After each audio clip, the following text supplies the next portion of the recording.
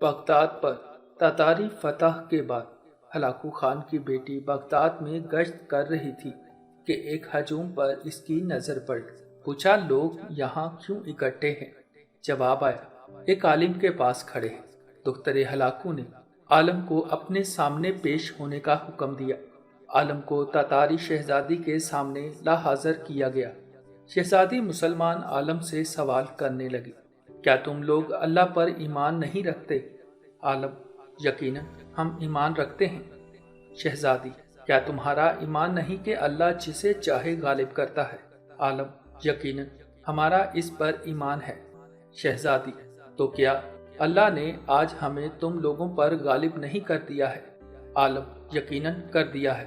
شہزادی: تو کیا یہ اس بات کی دلیل نہیں کہ خدا ہمیں تم سے زیادہ چاہتا ہے؟ عالم: نہیں۔ شہزادی: کیسے؟ عالم: تم نے کبھی چرواہے کو دیکھا ہے؟ شہزادی: ہاں دیکھا ہے۔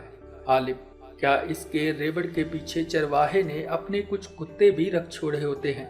شہزادی: ہاں رکھے ہوتے ہیں۔ عالم: اچھا، تو اگر کچھ بھیڑیں چرواہے کو چھوڑ کر کسی طرف کو نکل کھڑی ہوں اور چرواہے کی سن کر دینے کو تیار ہی نہ ہو تو چرواہا کیا کرتا ہے؟ شہزادی: وہ ان کے پیچھے اپنے کتے دوڑاتا ہے تاکہ وہ ان کو واپس اس کی کمان میں لے آئیں۔ عالم: وہ کتے کب تک ان بھیڑوں کے پیچھے پڑے رہتے ہیں؟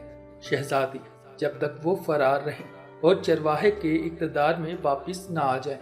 عالم: تو آپ تاتاری لوگ زمین میں ہم مسلمانوں کے حق میں خدا کے چھوڑے ہوئے کتے ہیں۔ جب تک ہم خدا کے در سے باغے رہیں گے اور اس کی اطاعت اور اس کی منہج پر نہیں آ جائیں گے، تب تک خدا تمہیں ہمارے پیچھے دوڑائے رکھے گا۔ تب تک ہمارا امن چین تم ہم پر حرام کیے رکھو گے۔ ہاں، جب ہم خدا کے در پر واپس آ جائیں گے، اس دن تمہارا کام ختم ہو جائے گا۔